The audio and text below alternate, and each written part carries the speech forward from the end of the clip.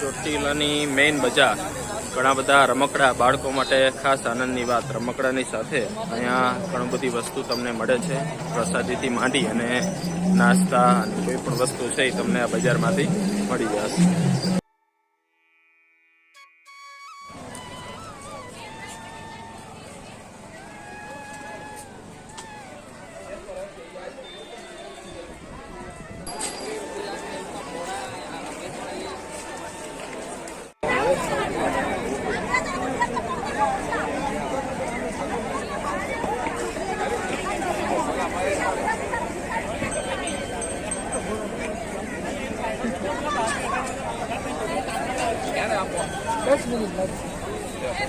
શું નામ ઘોડાનું પેલું? ઘોડો. કેટલા લ્યો ફોટા પાડવાના? 50 રૂપિયા. પ્રિન્ટ કાઢી આપો કે ખાલી ફોટો જ પાડવાનો? પ્રિન્ટ નીકળી જાય? 10 મિનિટમાં પ્રિન્ટ નીકળી જાય. સરસ. તો તમે જુઓ છો ઘણા બધા લોકો અહીંયા ફોટા પાડે છે અને ઘોડા ઉપર બેસીને છોકરાઓ ખાસ આનંદ લે છે, કારણ કે ઘોડો ખોટો છે, નામ જ એનું ઘોડો છે. એટલે 50 રૂપિયામાં એક પ્રિન્ટ કાઢીને આપને આપે છે અહીંયા. તો બહુ સારી સુવિધા છે, બાળકોને આનંદ આવશે. તો આપણે હવે માતાજીના દર્શને જઈએ.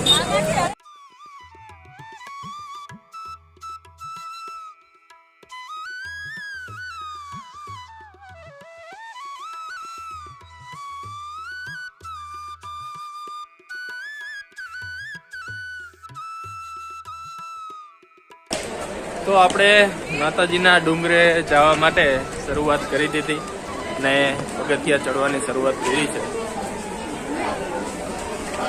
ઉપર પતરા ને એવું બધું નાખી અને છાયાની ખાસ સુવિધા કરેલી છે, એટલે જેથી કરી અને પદયાત્રી જે લોકો આવે છે એને તડકો ના લાગે.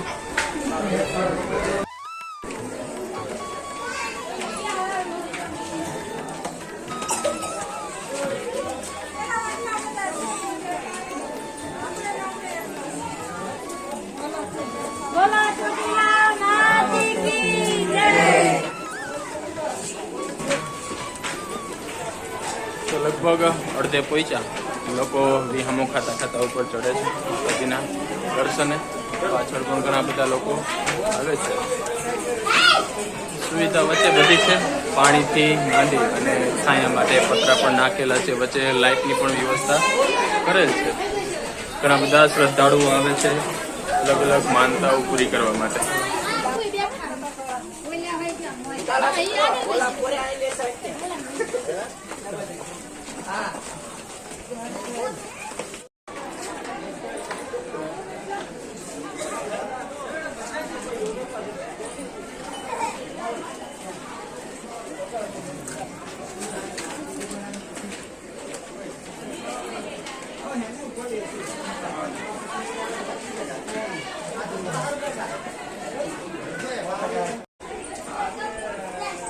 માતાજીના ડુંગરેથી કંઈક આવો વ્યૂ આપને દેખાય છે.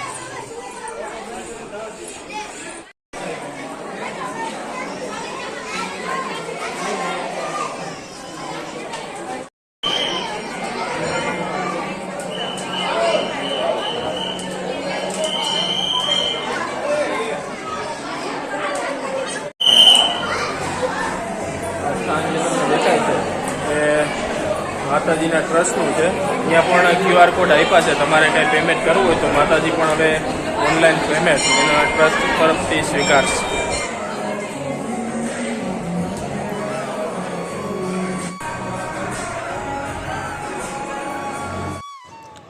આ માતાજીના મંદિરના પરિસરમાં આપણે આવી ગયા અને હવે માતાજીના દર્શન કરીએ.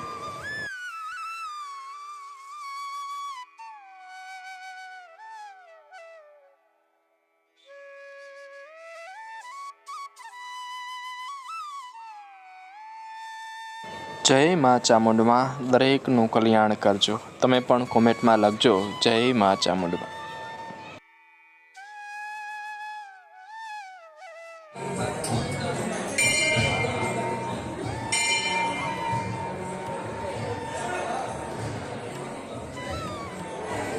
આ જે જગ્યા પર પહેલાં સિંહનું એક સરસ મજાનું સ્ટેચ્યુ હતું અને લોકો એમાંથી કંકુના ચાંદલા કરતા.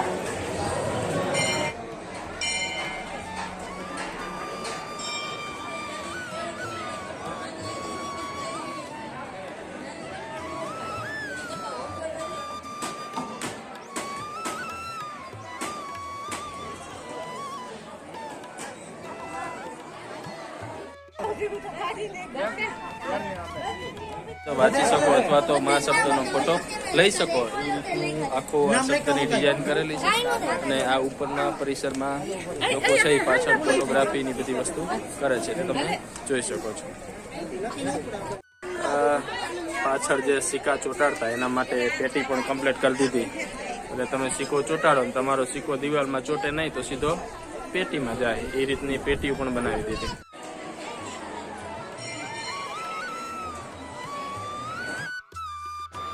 માતાજીના દોરા અને પ્રસાદ પણ અહીંયા સામે જ મળે છે.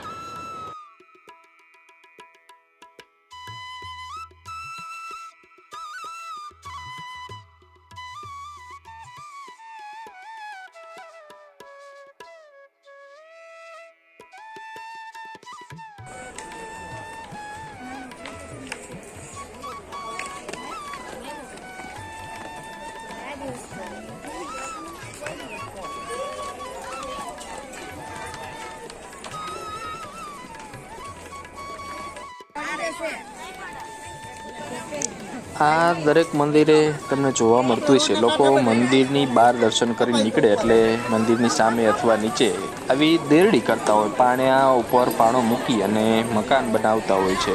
તો આનો શું મિનિંગ હોય એ તમે જરા કોમેન્ટમાં કહેજો. મને તો ખ્યાલ નથી એમ કે આ શા માટે કરતા હોય છે, પણ તમને ખબર હોય તો કોમેન્ટમાં જણાવજો કે આ રીતની દેરડી શા માટે કરવામાં આવે છે.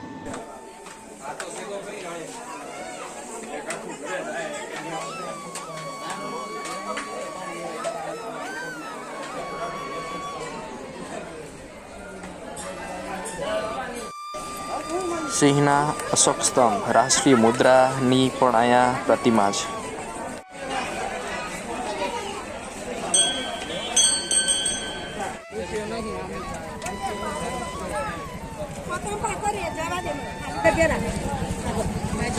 એક આપણ દઈશ ભાજપની છત્રી, એટલે ભાજપ તરફથી આ બધું હે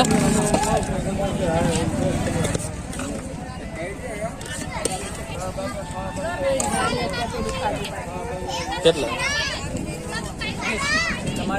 તો આ ભાઈ 30 રૂપિયામાં આપણે મકાઈ આપે છે. બાફેલી છે ને, બાફેલી અને મસાલાવાળી મકાઈ છે. લીંબુ ને બીજું શું નાખવામાં? લીંબુ મરચું મીઠું. તો લીંબુ મરચું મીઠું નાખી અને મસાલાવાળી આપણે મકાઈ બનાવી દઈએ. જે આવડી અમેરિકન મકાઈ કહીએ ને, અમેરિકન મકાઈ છે. ભાઈ આપણે બનાવે સરસ મજાની. તો ચોટીલા તમે દર્શન કરવા આવો તો સામે જ માતાજીના મંદિરની સામે જ બનાવે છે. જરૂર મુલાકાત લેજો.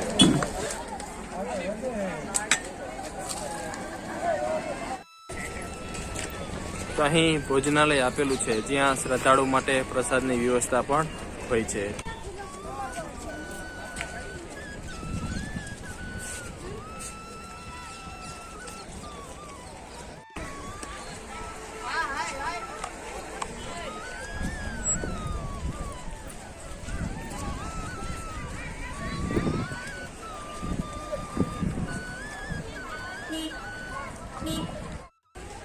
તો આપણે માતાજીના દર્શન કર્યા અને નીચે ઉતરી અને આ ભાઈ પાસે અમેરિકન મકાઈ ખાધી. ભાઈને પૂછ્યું અમેરિકન મકાઈ અને અમેરિકન શું કામ કહેવાય એમ? આપણે તો અહીંયા જ થાય એ મકાઈને બનાવી છીએ એમ. તો ભાઈને તો ખ્યાલ નહોતો, પણ તમને જો આ મકાઈ વિશે ખબર હોય કે અમેરિકન મકાઈ શું કામ કહેવાય તો નીચે કોમેન્ટમાં જરૂરથી આન્સર આપજો.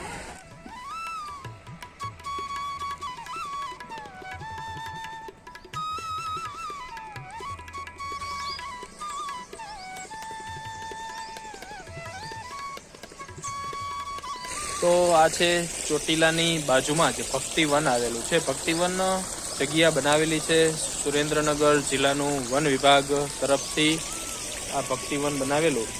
ભક્તિવનની અંદર બગીચો છે, ઘણા બધા વૃક્ષો છે, ઘણા બધા સ્ટેચ્યુ છે, બાળકોને હિંચકા લપસિયાની ઘણી બધી સુવિધા છે અને ખાસ કરીને ફોટોગ્રાફી માટે એક સારામાં સારું સ્થળ કહી શકાય એવું આ સ્થળ છે.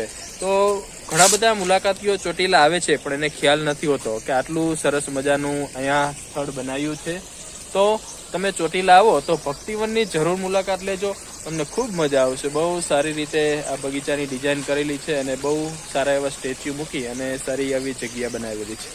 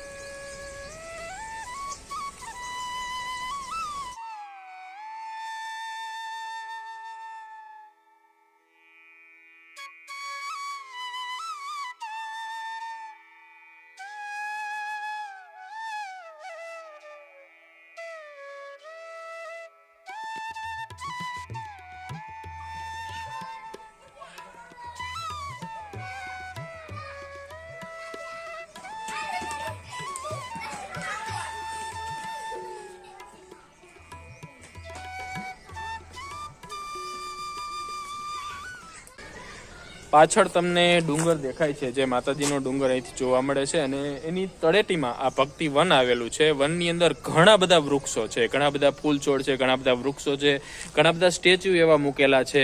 પછી કચરાની ટોપલી છે તો એને સ્ટેચ્યુનું રૂપ આપી અને રાખેલી છે એ, અને રસ્તા એવા અસલ વળાંકવાળા બનાવી અને બાળકો માટે ખાસ ગાર્ડન, હિંચકા લપસિયા આવા બગીચા પણ બનાવેલા છે.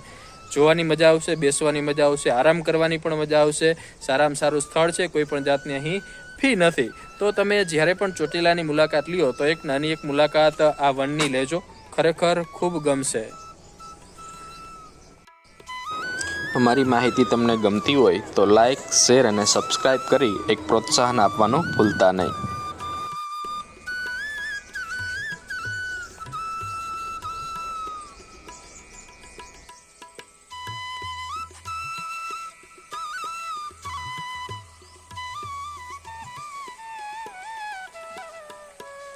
મંદિર તરફથી પ્રસાદ અને રહેવાની તો સગવડતા છે જ, પણ સામે ડુંગરની સામે ઘણી બધી હોટલ્સ પણ છે અને જમવા માટે અને રેસ્ટોરન્ટ પણ ઘણી બધી સારી છે. તો આપણે એની પણ મુલાકાત લઈએ.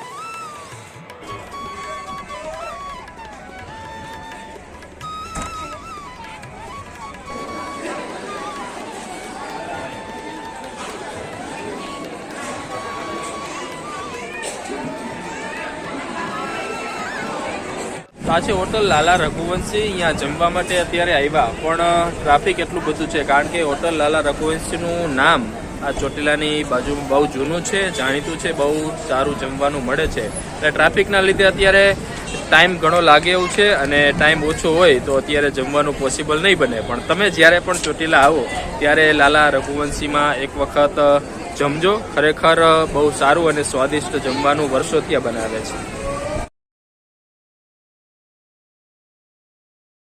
અને ડુંગરની સામે જ એક્ઝેક્ટ ઘણી બધી સારી પ્રાઇવેટ હોટલ્સ પણ છે, તો એના પણ અહીંયા ફોટોગ્રાફ તમે જોઈ શકો છો. અને આ હોટલ્સના નંબર હું તમને ડિસ્ક્રિપ્શન બોક્સમાં આપી દઈશ, જેથી કરીને તમારે રહેવા માટે કોન્ટેક કરવો હોય તો તમે કરી શકો છો. અને આ માતાજીના મંદિરની આપણે મુલાકાત લીધી, ખરેખર ખૂબ આનંદ થયો, મજા આવી. તમે પણ આવો, બધી સુવિધા છે, પાર્કિંગથી માંડી અને રહેવા જમવાની પણ ખાસ સારી એવી સુવિધા છે. ખરીદીનું એક મોટું બજાર છે. બહેનોને અને ખાસ કરીને બાળકોને વધારે પસંદ આવશે આ જગ્યા.